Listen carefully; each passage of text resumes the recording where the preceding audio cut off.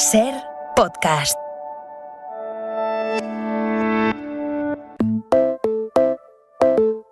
Companheiros e companheiras, estamos a 6 dias da eleição mais importante das nossas vidas. Aqueles que votam na gente. A todos vocês, e pelo carinho, que pode ter certeza, é recíproco. Deus, pátria, família, muito obrigado. Lula o Bolsonaro.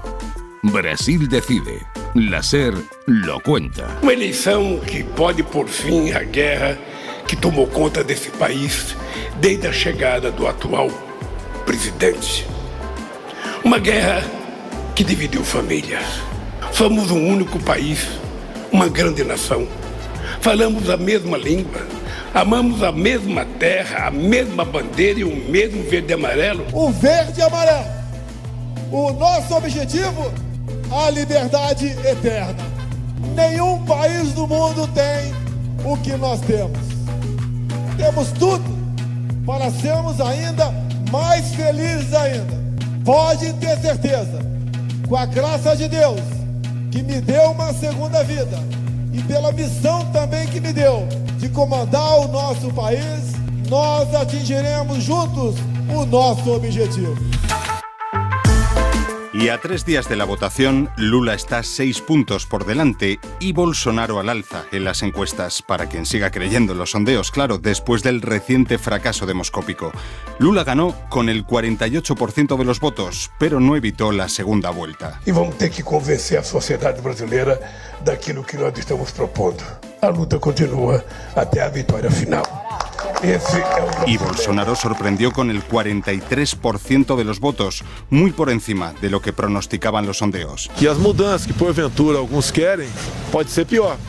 Até mesmo a gente mostrando aqui, melhor a Argentina, o Chile, a Colômbia, a Venezuela ya estaba en crisis antes mesmo da Covid. Más de 150 millones de brasileños deciden el próximo domingo. 30 de octubre. Elecciones presidenciales de Brasil en la SER. Y lo primero que vamos a hacer es saber qué han hecho los candidatos estas semanas, dónde han ido a buscar el voto. En Brasil, en Río, está ya desde antes de la primera vuelta Lucas Font. ¿Cómo estás, compañero? ¿Qué tal, Pablo? Buenas noches. Pues empecemos por Lula. ¿Dónde ha intentado pescar el candidato del Partido de los Trabajadores y en qué mensajes ha incidido? El cambio de estrategia de Lula se ha notado mucho en esta segunda parte de la campaña. En primer lugar, en la vestimenta. Lula ha dejado de lado el rojo del Partido de los Trabajadores para vestirse de un blanco neutro que le acerque más a las personas que rechazan a su partido, pero que pueden optar por él en la segunda vuelta para evitar la victoria de Bolsonaro. Para ello ha sido importante la incorporación de Simone Tebet a la campaña. Tebet fue la tercera candidata más votada en la primera vuelta, una mujer con vínculos con el agronegocio del interior del país y con un discurso muy crítico con Bolsonaro, especialmente en lo referente al desprecio a las mujeres y a las actitudes antidemocráticas del presidente. Decía Tebet en un acto de la campaña de Lula que lo importante es eliminar esta página triste de la historia y avanzar en las políticas sociales. Lula también ha intentado mejorar sus resultados en el sureste del país, la zona más rica y más poblada, y donde Bolsonaro ganó en la mayoría de estados. Para ello ha dado más protagonismo a su candidato a vicepresidente, Geraldo Alckmin, que fue gobernador de Sao Paulo y que hasta hace poco militaba en el partido de centro-derecha PSDB. Y todo sin dejar de lado su vertiente más social, con actos de campaña en la periferia de grandes ciudades con votantes más fieles, como Sheila. O povo no pode pasar fome. Sem fome no hay educación, no hay instrucción. Que nos decía en este acto cerca de Río que lo primero que espera de Lula es que termine con el hambre en el país, porque con hambre, dice, no puede haber educación. Y también hemos visto en las últimas semanas, Pablo, una subida en el tono contra Bolsonaro, al que la campaña de Lula ha llegado a acusar de canibalismo y de pedofilia, entre otras cosas. ¿Y Bolsonaro qué ha hecho después del impulso que le dieron los resultados de la primera vuelta? Pues Bolsonaro tampoco se ha ahorrado acusaciones hacia su rival, en muchas ocasiones falsas. Os criminosos escolheram Lula para presidente. Este vídeo de su campaña, por ejemplo, fue retirado por el Tribunal Electoral por asociar a Lula con la delincuencia. Bolsonaro ha vuelto a su tono habitual tras unos primeros días en los que parecía que había moderado su discurso. En las últimas semanas ha vuelto a referirse a Lula como fugitivo y ladrón, en referencia al proceso por corrupción que le llevó a la cárcel y que fue posteriormente anulado por el Tribunal Supremo. Igual que Lula, Bolsonaro también ha realizado actos multitudinarios en las grandes ciudades. Como como este al que asistimos en Río y en el que volvió a destacar la defensa de la familia tradicional, los valores cristianos y su posición contraria a la legalización de las drogas y del aborto. No existe ningún país no mundo donde socialismo o capitalismo tenha dado certo. Nos contaba Ignacio, uno de los asistentes, que va a votar por Bolsonaro para evitar que Brasil siga los pasos de otros países con gobiernos de izquierdas como Venezuela o Argentina. Bolsonaro ha intentado ampliar su ventaja en estados en los que ganó en primera vuelta, como Río o Sao Paulo, y también se ha centrado en Minas Gerais, un estado clave donde ganó Lula y donde obtuvo el apoyo de su gobernador tras la primera vuelta. Falta por ver cómo repercute esto en los resultados del domingo. Por ahora, la mejora de Bolsonaro detectada en las encuestas se ha estancado tras la detención de uno de sus aliados, Roberto Jefferson, a principios de esta semana. Jefferson se enfrentó a la policía e hirió a 2 agentes antes de entregarse, algo de lo que el presidente ha tratado de desvincularse. Bandido, le llamó en una entrevista poco después de su detención. Una de sus últimas oportunidades para dar la vuelta a las encuestas será este viernes, en el último cara a cara con Lula antes de las elecciones.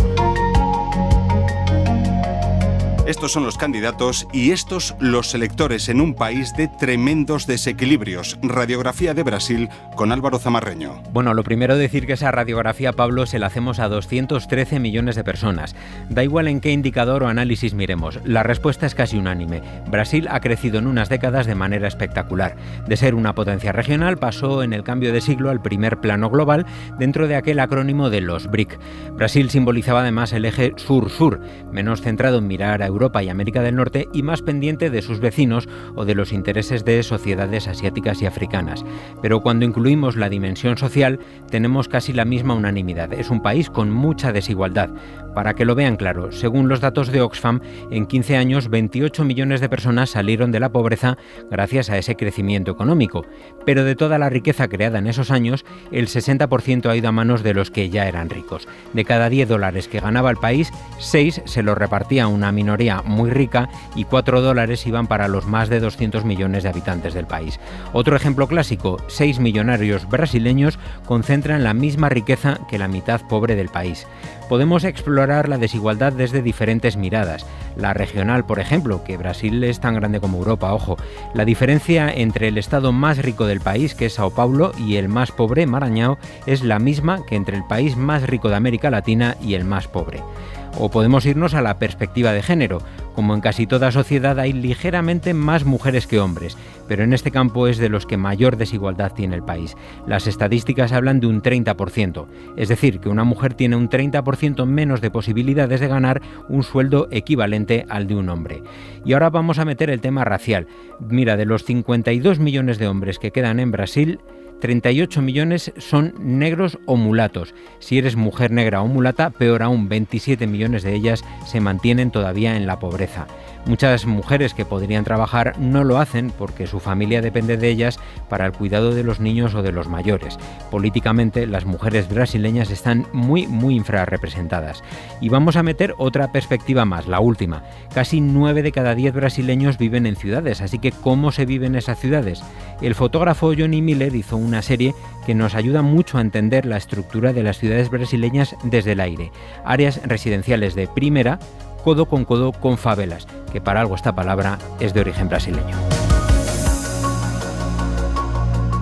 Mauricio Santoro es profesor de Ciencia Política y Relaciones Internacionales en la Universidad de Río. Saludos, señor Santoro. Gracias a ustedes. Lula lleva ventaja, pero ¿podrían volver a fallar los sondeos? Bueno, sí, esta es una posibilidad, porque las encuestas en Brasil fallaron en captar esta intención de voto, no solamente en el presidente Bolsonaro, sino también que en otros candidatos conservadores para el Congreso o para los gobiernos estaduales en Brasil. Entonces, sí, es posible que el resultado final de Bolsonaro sea mejor do que las encuestas le dan. Pero en la primera vuelta, la expectativa de los sondeos era que Bolsonaro iba a tener algo como un tercio de los votos. Y tuvo 43%, 10 puntos más do que uno esperaba. Entonces, con este resultado de la primera vuelta, si Bolsonaro logra mantenerlo ahora, ya está convertido en la principal fuerza de las derechas, del movimiento conservador en Brasil, y eso en muchos años, porque Bolsonaro logró el apoyo de las distintas corrientes del conservadurismo en Brasil. Entonces hay una derecha más cultural, religiosa, hay una derecha económica y una derecha que está involucrada con cuestiones de seguridad pública, de leyes, de crímenes, y que todos estos apoyan a Bolsonaro. Entonces es la persona que unifica a todas estas tendencias en Brasil. ¿Y cómo es que los sondeos no detectaron ese voto oculto? Bueno, hay distintas hipótesis para intentar explicar lo que pasó acá. Una de las posibilidades es que estas personas que apoyan a Bolsonaro no están contestando a las encuestas o no están diciendo lo que de hecho piensan. Otra posibilidad es que sea algo como un voto vergüenza, que la gente no quiere hablar de eso de una manera pública directamente. Y hay una tercera explicación también, que es probable que muchas personas cambiaron el voto, como que un día antes de la votación o en el día de la elección, porque estaban también intentando decidir la elección en la primera vuelta, lo que fue también una posibilidad. Pero con todas estas dudas, no es posible estar seguro 100% de lo que va a pasar el domingo en la segunda vuelta de las elecciones en Brasil. Gane o no, lo que parece claro es que el bolsonarismo va a quedarse en Brasil un tiempo, ¿no? ¿Qué es el bolsonarismo, profesor? Exactamente, que Bolsonaro logró construir un movimiento político con raíces sociales muy fuertes, muy profundas en Brasil y que quedará con nosotros por muchos años. Bolsonaro identificó este malestar en la sociedad brasileña y ahora es el vocero de mucha gente que está enojada con las tradiciones políticas, con el sistema político brasileño. Creo que el bolsonarismo es sobre todo un rechazo de los valores y de las políticas públicas que dominaron Brasil desde la vuelta de la democracia hace 35 años. Y es un rechazo de ciudadanos, sobre todo de la pequeña clase media, que no se identifican ni con los movimientos sociales de los pobres en Brasil, y ni con los valores más liberales y cosmopolitas de las élites brasileñas. Entonces, es un votante que es muy parecido con los movimientos nacionalistas y populistas de Europa o con Donald Trump en los Estados Unidos. Es parte de esta olla global que está hoy en muchos países, ¿no? Y no se lo va a poner nada fácil a Lula en el gobierno, ¿no? Si se confirma la victoria. Bueno, si gana Lula, él tendrá un desafío muy grande, que es conducir una coalición de las izquierdas, del centro, de algunos liberales, en contra esta derecha que está hoy muy radicalizada, muy enojada en Brasil. Entonces será un escenario político muy distinto de los dos primeros gobiernos de Lula, porque el Brasil es otro país hoy mucho más conservador, con mucho más rechazo a la izquierda, y creo también que en estas condiciones habrá también muchos límites para lo que Lula pueda hacer como presidente, para los cambios que pueda implementar, sobre todo en cuestiones de política económica. Mauricio Santoro, gracias por su tiempo, que sé que es poco estos días. Gracias a ustedes. De hecho, sí, está una semana muy intensa acá en Brasil, pero siempre es bueno también poder hablar, conversar y tener este cambio de ideas. Gracias. Vira, vira, voto, vira, vira, vira. Vira, vira, voto, vira, vira, vira. Vira, vira, voto, vira, vira, vira. Vira, vira, voto, vira, vira, vira. Son artistas en apoyo a Lula con este tema, Vira, vira, voto. Son 50 voces, entre ellas las de Caetano Veloso, Gas Costa o Daniela Mercury.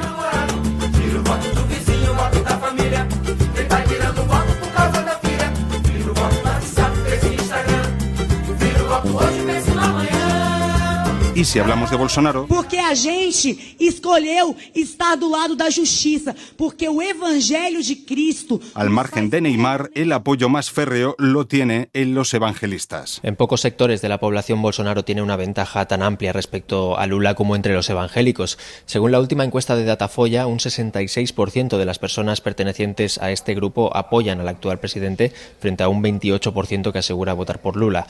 Parte del éxito de Bolsonaro entre los evangélicos se debe a la fuerte campaña a su favor que a lo largo de los últimos meses se ha llevado a cabo en muchas iglesias de Brasil. Ela fala assim, o assédio La persona que se escucha de fondo es el pastor Lincoln de la Iglesia Universal Gloria de Dios, una de las iglesias evangélicas más importantes del país. En esta ceremonia, a la que asistimos hace apenas unos días, el pastor dedicó una parte de su discurso a pedir, sin citarlo directamente, el voto para Bolsonaro. El pastor explica a los fieles que si no eligen a alguien que defienda el Evangelio, dentro de poco comenzarán a cambiar la Biblia. El demonio, dice Lincoln, no lo puede combatir él solo, necesita el voto de todos. Y entre esas votantes está Elsa, una de las asistentes. Elsa nos cuenta que sabe lo que piensa cada candidato y que tiene la certeza de que votará por la opción correcta. Las personas que voten al candidato equivocado, dice, tendrán que sufrir las consecuencias. Esta mezcla entre religión y política dentro de las iglesias ha sido muy criticada por Lula, que ha tenido varios encuentros con representantes de la comunidad evangélica en las últimas semanas. Los evangélicos hacen un trabajo social excepcional en muchos lugares de este país. Hay mucha gente seria dentro de la iglesia, pero cuando una familia sale de casa para ir a la iglesia, no va para escuchar un discurso político, va para rezar. El expresidente es consciente del peso que representa el voto evangélico en el país. Si en el año 2000 los seguidores de esta rama del cristianismo representaban el 15% de la población, en la actualidad suponen más del doble. Por este motivo presentó hace apenas unos días una carta en la que defendía la libertad religiosa y se mostraba personalmente contra el aborto. Y todo para tratar de contrarrestar el discurso de Bolsonaro, que se autoproclama como el único defensor de la familia y del cristianismo. En un discurso en una iglesia en Sao Paulo el pasado domingo, el presidente aseguró que las propuestas de Lula buscan la destrucción de la familia tradicional y pervierten a los niños. El apoyo mayoritario de los evangélicos a Bolsonaro ha sido impulsado en gran parte por los máximos representantes de las iglesias, personas con mucha influencia en el país. El fundador de la Iglesia Universal, donde el padre Lincoln daba su discurso, es Edir Macedo, el dueño de Record News, uno de los mayores grupos de comunicación del país y favorable a Bolsonaro. Otro apoyador de Bolsonaro es Silas Malafaia, líder de la Iglesia Asamblea de Dios Victoria en Cristo y que se ha convertido en casi su asesor personal. Nunca en la historia de Brasil tuvimos un presidente que honrase al pueblo cristiano y a la Iglesia de Jesús como Jair Mesías Bolsonaro, dijo en un reciente acto junto al presidente. Pero más allá de lo que ocurra en estas elecciones, lo cierto es que el auge de los evangélicos en Brasil está lejos de detenerse. Las previsiones apuntan a que dentro de una década serán el mayor grupo religioso del país, por delante de los católicos.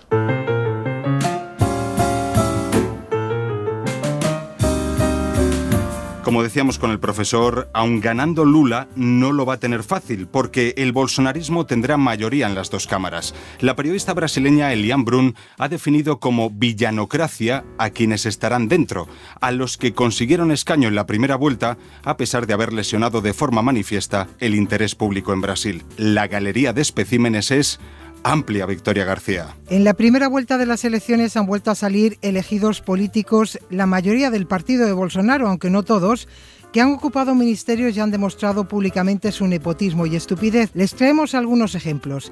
Esta que escuchan es Damares Alves, la ministra de la Mujer, de la Familia, de los Derechos Humanos, en un mitin en el que se dedica a llamar lesbiana a Elsa de la película infantil Frozen. ¿Por qué ela termina sozinha no castelo de areia?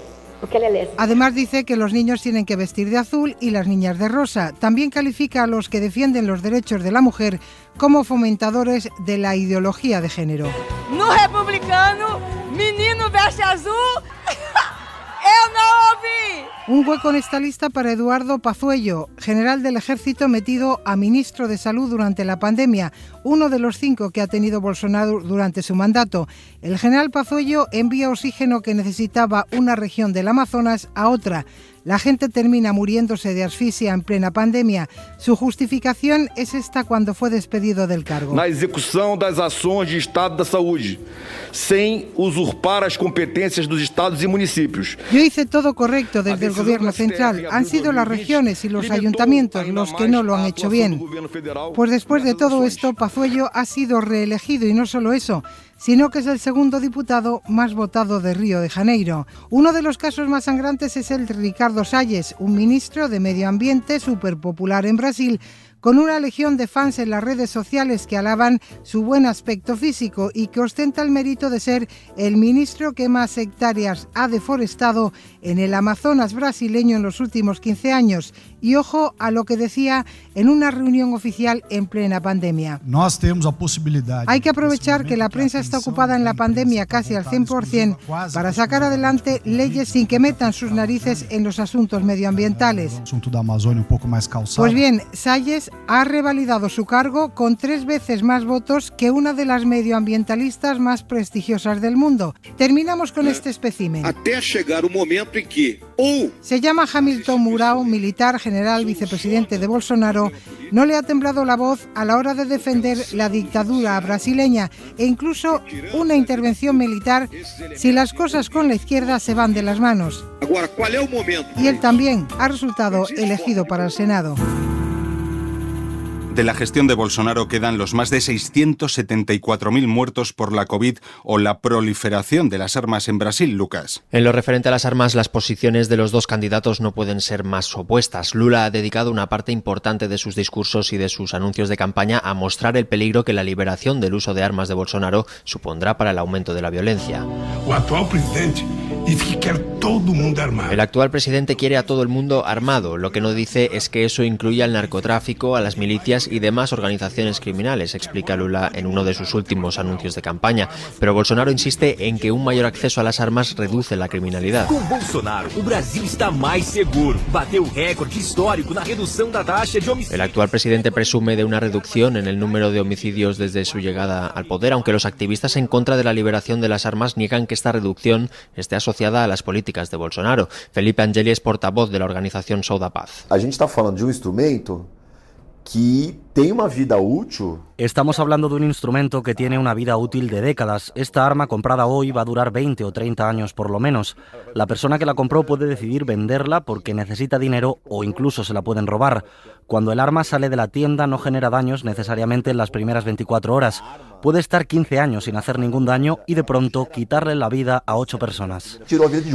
El número de personas afiliadas a clubes de tiro se ha multiplicado por 5 en el país en los últimos 4 años. Bolsonaro permitió la compra de hasta 60 armas por año para los miembros de estos clubes, aunque el Tribunal Supremo limitó cautelarmente el acceso a armas y municiones el pasado septiembre, alegando el elevado riesgo de violencia electoral durante la campaña. Pero hay un efecto de Bolsonaro que nos afecta a todos.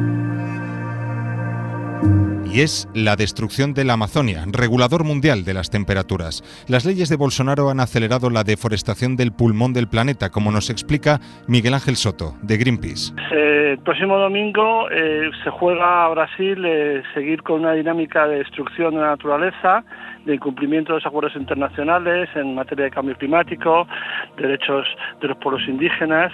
Se juega también Brasil su papel en la comunidad internacional en cuanto a credibilidad a la hora de defender los grandes bosques tropicales como la región amazónica y por lo tanto invertir estos casi 4 años de dinámica de desmantelamiento de la protección ambiental en Brasil.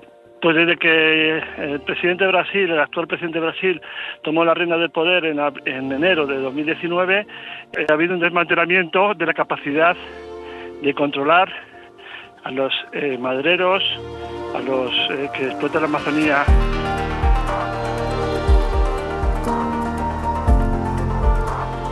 El Congreso en España cuenta con una diputada brasileña, la única que ha habido en toda la historia parlamentaria. Se llama María Dantas y pertenece al grupo de Esquerra Republicana. Yo estuve en Brasil en la primera vuelta, pienso volver en la segunda vuelta porque son elecciones absolutamente increíbles, importantísimas, incluso geopolíticamente importantes.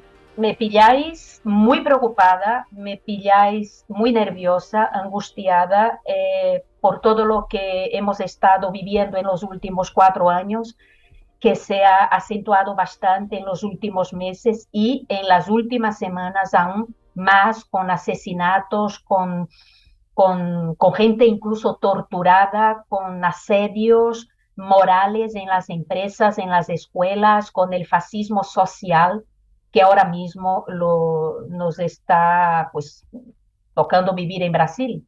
Y toda esa violencia, ¿por qué exactamente, María, se ha disparado como medida de presión para que la gente vaya a votar, para que vote a quien esas personas quieren que se vote? ¿O por qué exactamente? Bolsonaro ahora mismo, el bolsonarismo, que se ha hecho mucho mayor que Bolsonaro, está utilizando fake news, muchísima fake news, pero es una barbaridad. De hecho, el Tribunal Superior Electoral ha cerrado directamente muchas cuentas de YouTube. Se ha acentuado bastante la violencia política en Brasil por el bolsonarismo, por esta corriente, diría yo, incluso fascista, con un fascismo en las calles. Quieren ganar como sea las elecciones. De hecho, han ganado ya el Senado y el Congreso. También hay que decir que hemos conseguido poner gente muy buena de las izquierdas, de los pueblos indígenas, personas del movimiento Sin Tierra, personas de los movimientos sociales, gente del pueblo afrodescendiente brasileño. O sea, hemos conseguido ocupar bastante, pero sí que es verdad que tienen la mayoría. Ese bolsonarismo está para quedarse, parece claro, ¿no? Es muy triste y te tengo que dar la razón, Pablo. Es muy triste. Por esto decimos que Brasil no aguanta 4 años más de bolsonarismo.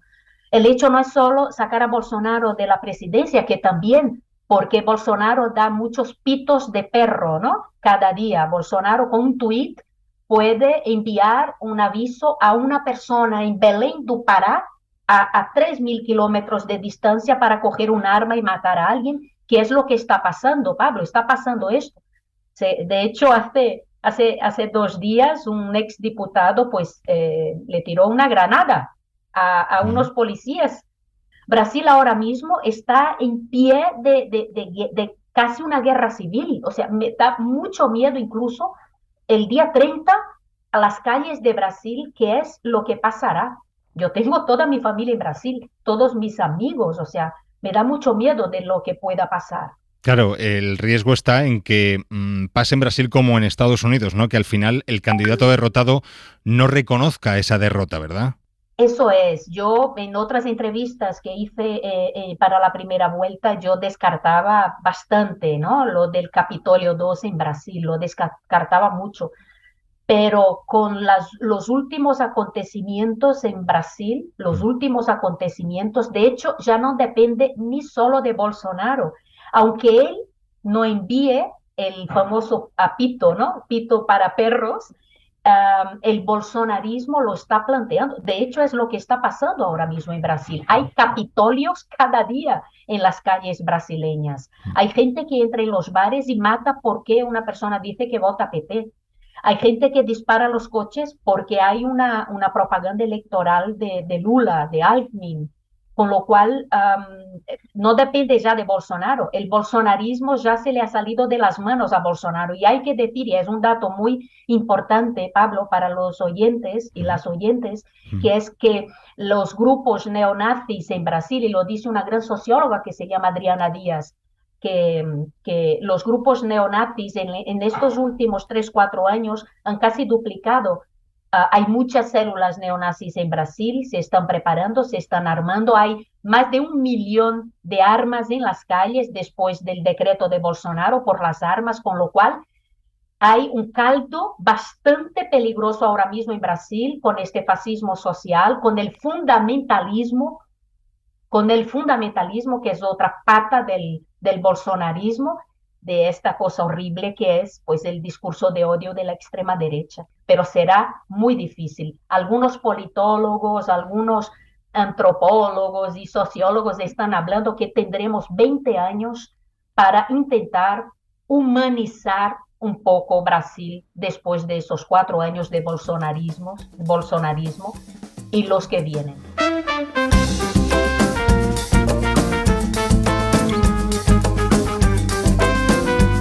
Brasil, un voto contra el odio, ha sido posible gracias al trabajo de Lucas Font, Victoria García, Álvaro Zamarreño y Ángel Villascusa.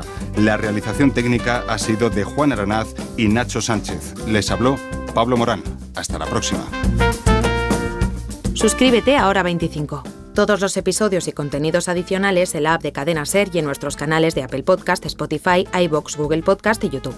Escúchanos en directo en la SER de lunes a viernes a las 8 de la tarde.